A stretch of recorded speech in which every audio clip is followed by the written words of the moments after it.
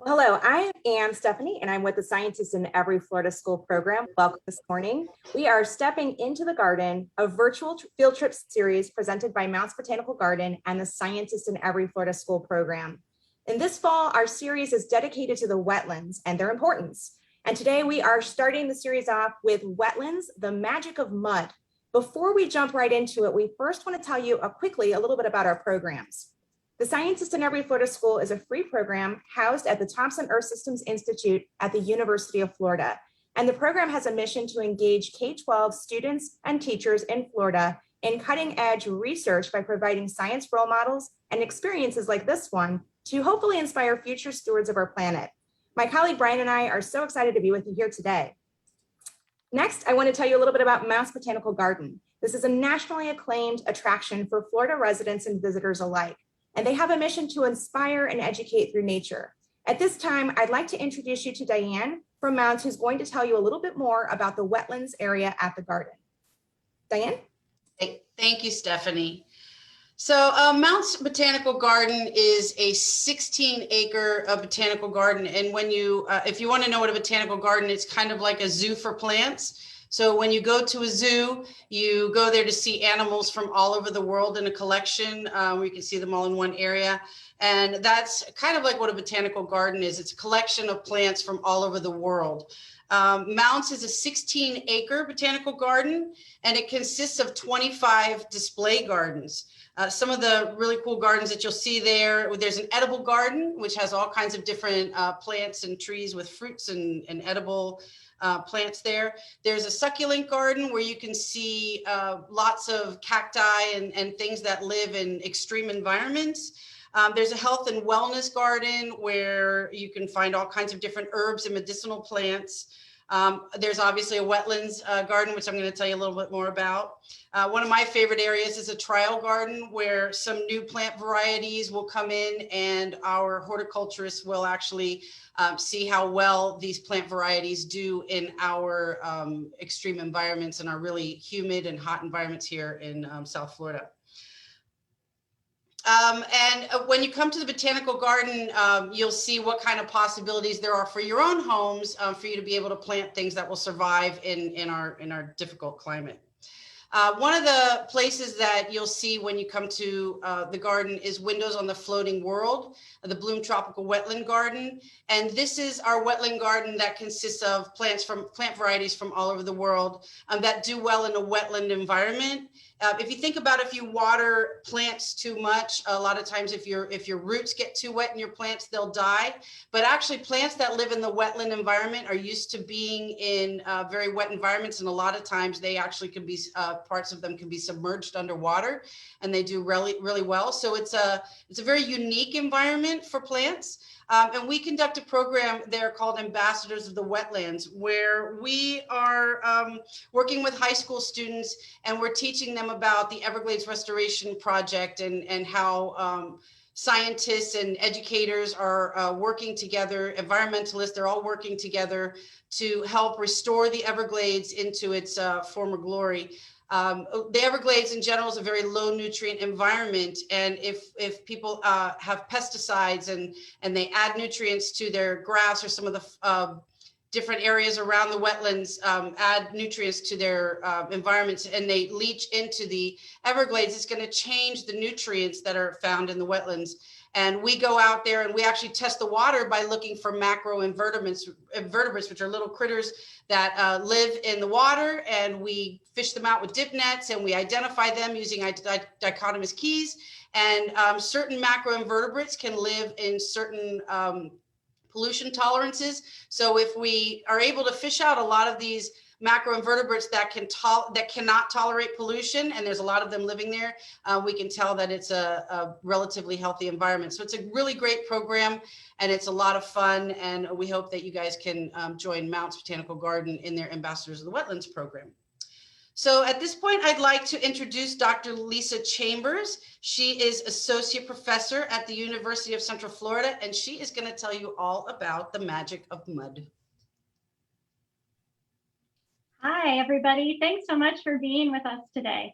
I am very excited to talk to you. I'm going to pull up my screen here.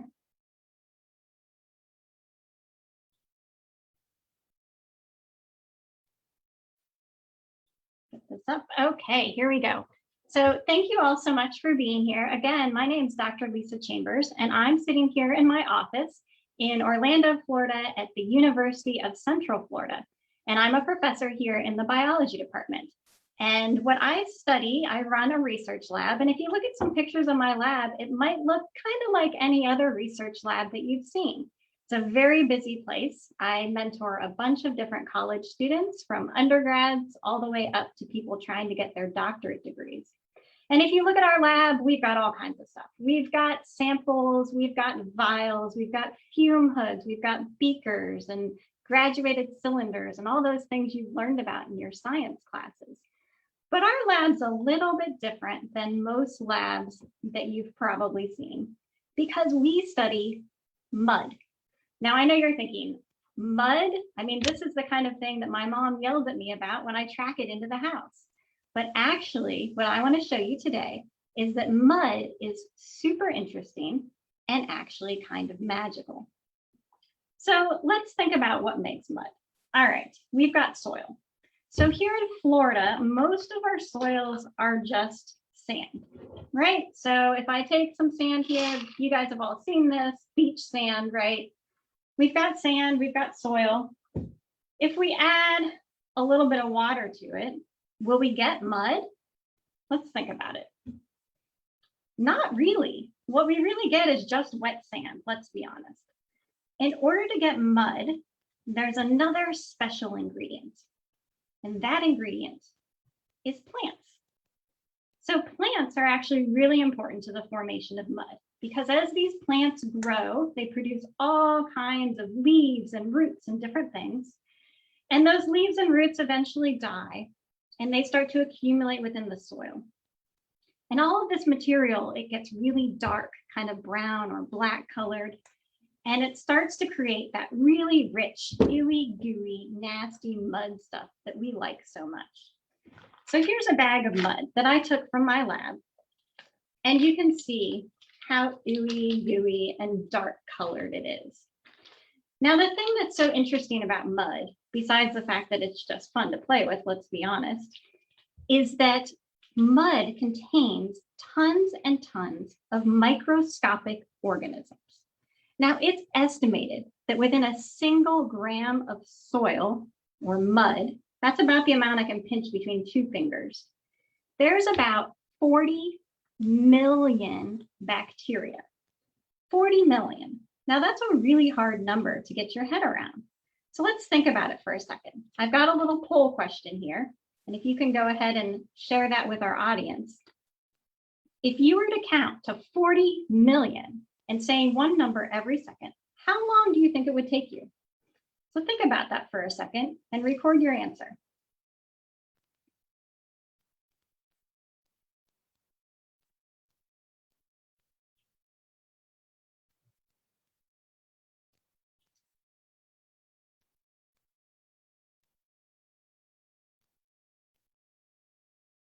All right, do we have any responses here?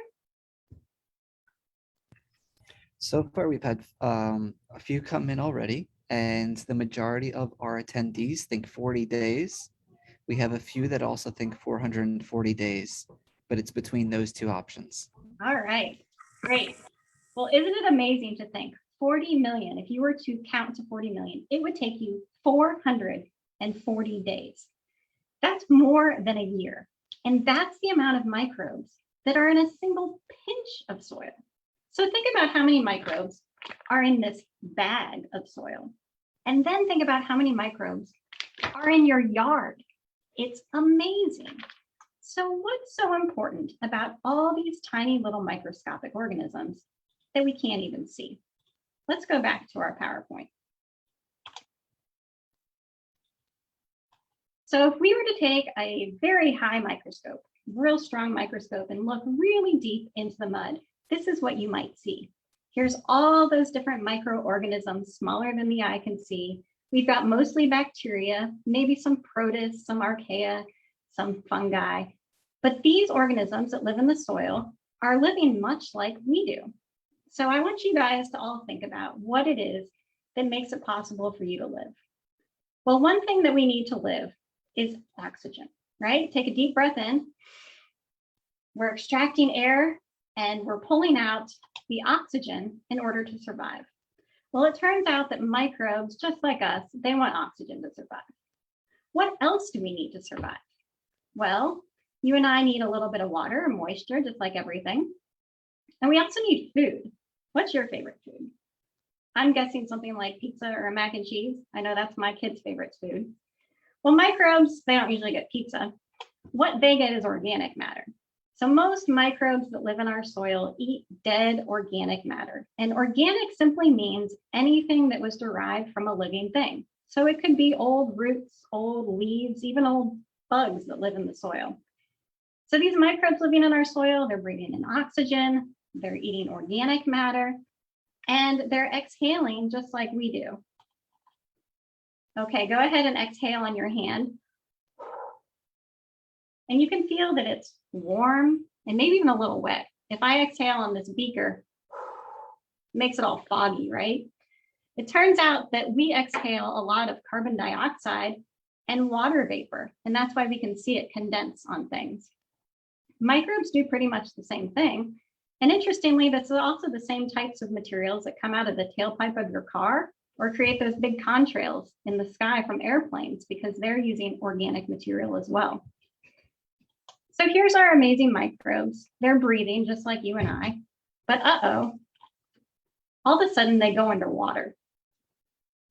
Now, what happens when you go underwater? Can you keep breathing oxygen?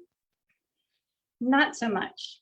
And unless these microbes are able to put on scuba gear, they're in pretty big trouble. So the thing that makes microbes in water so amazing is that they've actually adapted to breathe and eat in different ways. These microbes, believe it or not, instead of using oxygen, can actually use all kinds of crazy elements that exist in nature. This is a picture of a deep sea vent, and many of these microbes are actually able to use and breathe with things like iron, manganese, sulfur, things that you and I certainly could not use. But they've evolved to do this because they live in these very wet conditions where there's just not enough oxygen to breathe. These microbes can even use nitrate, which is one of those pollutants that causes things like algal blooms. They can use it to breathe. Now, in terms of their food source, they're also really diverse because they're in this kind of stressful, wet environment. Microbes can use nasty stuff, like dirty water that humans put into the environment, and they can use that as a food source as long as it's organic. It came from a living thing originally. Microbes can even consume and break down oil. Think about oil spills that we've had in the ocean. The most recent one, the Deepwater Horizon oil spill, they found that 50% of all of that oil that was released into the ocean was actually eaten by microbes that live in the ocean and degraded naturally. So the reason that we're interested in wetlands in particular is because this is where our wonderful mud microbes live. Wetlands are places that typically exist in kind of low-lying areas within the landscape. And they're a little bit different than an upland or forest environment, and they're a little bit different than a lake, right? Because they have water, for one, but that water is not that deep. And oftentimes it doesn't even stick around all year long. It's shallow enough that plants can grow through it, all the way rooted in the soil and up into the sky. And remember, that's our formula for mud, right? We have to have water and we have to have plants to provide all of that organic matter that makes our ooey gooey, dark brown, blackish mud. Now, wetlands come in a variety of different shapes, sizes, and appearances. We can have a wetland that looks like this with lily pads on it. We can have cypress domes in the center of lakes. We can have salt marshes. If you live up in the northern parts of Florida along the coast, you might see areas like this right along the edge of the ocean. We can have wetlands that exist along rivers. And we can even have wetlands that exist in forests. But all of these places have that same basic formula. They have water, they have plants, and this helps to make that magic mud that the microbes can live in. Now, I like to call these mud microbes the mighty mud microbe because they can do so many amazing things. Many people utilize wetlands and the microbes that live in them to serve various purposes to help us.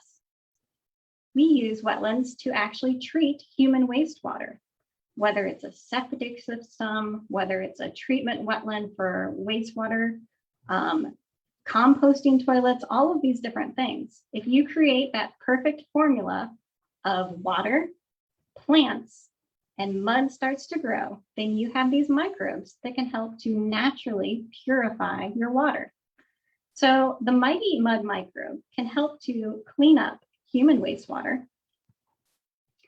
They can even do things in very harsh environments. One of the harshest environments on Earth is places where we get acid mine drainage. This is next to abandoned coal mines where the pH of the water is so low it can almost burn your skin. Lots of heavy metals. Wetlands can grow there, and so can all of those microbes that live in them. Did you know that there are even places in this country where they have purposely built wetlands next to airports and Air Force bases because they found that the microbes that live in the wetlands can even degrade jet fuel? Now that's a huge pollutant, and these mighty microbes can take it all. So for our mighty microbe, we're gonna make him a superhero. Here's his cape and here's his smiley face because he can do some really amazing things. So basically what we have here is microbes that are able to clean up the water. Every time you flush the toilet, your water is going to go to a conventional wastewater treatment plant, like this one pictured here. It's going to undergo various forms of cleaning and purification. And actually, the way that our wastewater treatment plants were currently designed is based on the microbial activity that happens in natural wetlands. So wetlands are the natural wastewater treatment plants of our landscape. Now, here in our lab at the Aquatic Biogeochemistry Lab is what we call it. We study this mud and we study the microbes that live in it and all the crazy things that they do. It's a lot of fun. Now, unlike some scientists who are just sitting over the lab bench pipetting all day long, we get to go out in the field and collect mud. Here's some examples of various students that I've had over the years doing their field work. We get to ride in airboats, go through the marshes, jump into the water. Yes, there are alligators. Yes, there are snakes, but there's also mud, so it's well worth it. We can bring that mud back to the lab, we can analyze it and learn all about what those microbes are doing. Our research focuses a lot on wetlands because they're the place where these mighty microbes live. And we try to understand and give some numbers to why should we protect wetlands? We can help to protect the Everglades and various other wetland systems that might be in your communities by learning more and more about them and helping to convince the public that it's very important they stay there to help keep our water clean. We also do experiments to try to figure out how to make the wetlands more efficient at cleaning up pollution. So we might do studies where we change water levels, we change flow concentrations to learn how we make these systems and the microbes that live in them more important for pollution removal. Now here's just one example of the type of research that my lab has done. We can look at the Mississippi River. The Mississippi River goes straight through the center of our country here, and it is the largest watershed in the United States. It drains lots of land that contains lots of pollution. A lot of this pollution is things like fertilizers and nutrients. And as that water flows down through the Mississippi River and into the Gulf of Mexico, we can get excessive algal blooms and even fish kills. They often call this area the dead zone. We have very similar problems here in Florida around Lake Okeechobee and various other places where algae can start to grow. Well, if you remember what I said earlier, these mighty mud microbes can actually use nitrate, which is one of those pollutants, as something they use to breathe. So it turns out that these microbes can be utilized to help clean up this water and help prevent algae blooms and fish kills. One of the places that we've studied is a place called Davis Pond Marsh. This is down in the southern part of Louisiana along the Mississippi River. And what we found is that if they can divert some of that polluted Mississippi River water into some of the wetlands next to it, that the marsh microbes are actually able to remove a lot of that excess pollution and help relieve the dead zone and algal blooms. This is an example of the type of research we do. We go out into that marsh and we go to every little spot and collect soil cores, and we measure how much nitrate that system is able to remove. And what you can see here, the inflows up here at the top, almost all of that nitrate is located right at the beginning of that wetland. It gets removed, and by the time that water flows out the other end of it, it's clean with very low nitrogen concentrations. So if you want to find out more, we have a special video that we've created from our lab to tell you a little bit more about the importance of wetlands. But I hope you've enjoyed this presentation, and I hope you've learned to appreciate a little bit more about mud and the role that it can have in helping to keep our water clean. Thank you. I'm happy to take questions. Thank you so much, Dr. Chambers, for teaching us all about mud and the importance of it. So just to get started, we have a few questions in the chat, but the first one sort of zooms out. The first one is sort of from a fourth grader who says, I may want to be a scientist one day. How did you know that you wanted to be a scientist? Gosh, that's a good question. I think I knew when I was young, and I was just curious about everything around me. If you're the type of person that goes out in the world and says, why does that look like that? And what makes that work? You might be the kind of person that wants to be a scientist when you grow up. Because as a scientist, you can study all kinds of different things, everywhere from mechanical things all the way to things like mud. But you're the kind of person that likes to ask lots of questions and likes to try and figure it out for yourself. Thank you so much. Our next question is also from a fourth grader, actually. And she asks, what type of plants make the best mud? Ooh, I like that question. I think all plants make good mud. Some of the best ones are, if you've ever seen cattails that grow in ponds, those big things that have kind of a fluffy end to them, cattails make great mud and they grow really well in wet environments. But almost anything makes mud. Trees, any sort of flowers, as long as it gets really wet and really gooey and it gets to stay there for a long period of time, that's when those organics start to develop and make that big, rich, thick mud. Perfect, thank you. And if any of our other attendees have any questions, feel free to write them in the chat and I'll ask them on your behalf. Our next question is, how do I know if there's a wetland near me? Good question. So wetlands have many different appearances, like those different pictures that I showed you. And the thing that really tricks people up with wetlands is that sometimes they're not wet.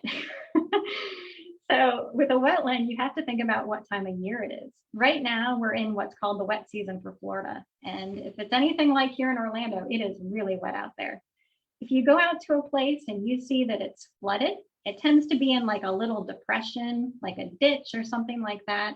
And it's flooded, but plants are still growing in it, you might have a wetland there. But really looking for those soils that have that rich, dark, gooey material, those plants growing in it, and the presence of water will suggest that you have a wetland. All right, we have Alicia who wrote in that says, what's the timeline that it takes for plants to decompose to make mud with those mighty microbes? Well, it really depends on how long it has. I mean, the longer that material sits there and the wetter it is, the longer it's going to remain in the soil. So there's not really a good timeline. You figure every plant, if you've ever had a house plant, it can live for a little while, but eventually the leaves start to turn brown and fall off. And anytime you have any part of the plant, roots or above ground leaves that die and fall to that soil surface, if they can sit there for a couple months, a couple years, it will turn into mud. This particular soil core that I showed you has about 50 centimeters of mud in it. And they estimate in wetlands that about 1 or 2 millimeters accumulate here every year. So the cool thing about wetlands is they actually grow mud over time.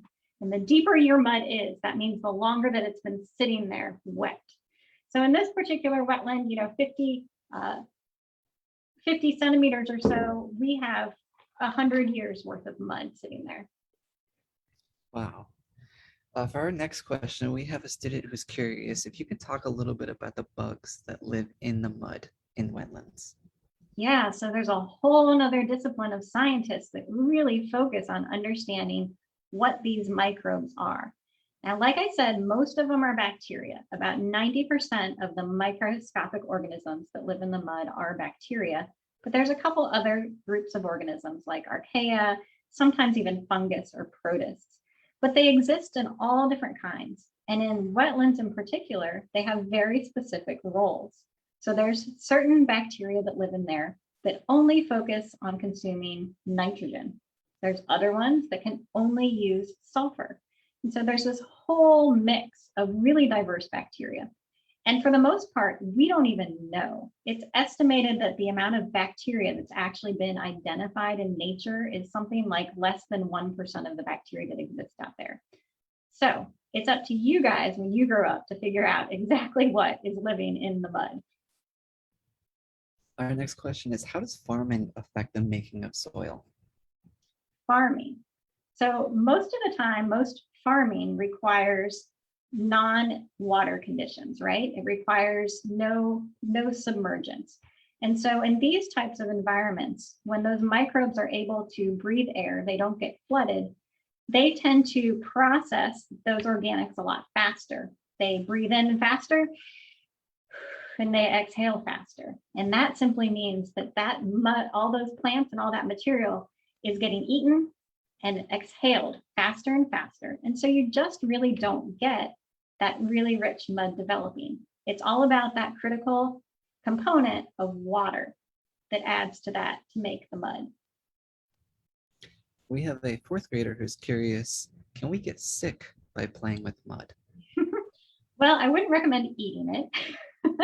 But one of the things that a lot of people don't realize is they hear the word bacteria or microbe and they think about disease, right? They think about things that make them sick.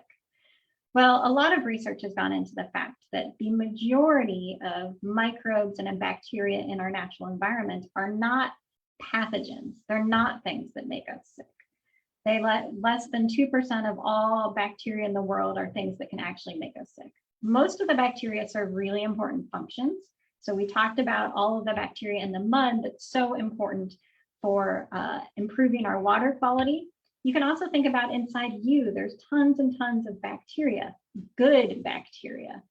When you eat food, it's actually the bacteria that exists and lives in your stomach and your intestines that digests your food and helps you absorb it. So most bacteria is good. However, I would not condone eating mud, but you should be okay playing in it. Keep Excellent, thank you so much. And why don't we wrap up with one more question? And I'm going to ask, what can we as students do to help keep wetlands clean and in good condition? Yeah, so the best thing that you can do is to make sure that you're not doing anything to add pollution to wetlands. So you're not using any sort of trash or anything in your environment that's going to degrade the quality of a wetland. And then also to advocate for other people to appreciate and protect them. So if you have a wetland in your community, if you know about the Everglades, anything that you can do to help other people understand that these systems are actually very important to the overall health of our planet, you're going to be doing a very good thing. Thank you so much. Thank you for excellent presentation. Really, really fascinating talk about how the microbes are able to help us and for taking the time to teach us today. Thank you. As we begin to wrap up, I'm going to turn things over to Stephanie for some concluding remarks. Thank you, Brian. And thank you so much, Dr. Chambers. That was truly fascinating. We have placed the video that Dr. Chambers mentioned in the chat box, along with extension activities and resources on wetlands that you can take a look at. Additionally, we have put up the survey that you can see here on your screen. A link to the survey can also be found in the chat box. We would love for you to take a moment to let us know about your experience today so we can improve upon things. And finally, if you'd like to learn a little bit more about Mounts Botanical Garden or the Scientist in Every Florida School program, you can visit our website seen here on your screen. You can follow us on social media and on our YouTube channels, where there will be a recording of today's virtual field trip found, along with those curated resources and Dr. Chambers' video. Thanks again, and we hope to see you soon. Have a great day, everybody. Bye-bye.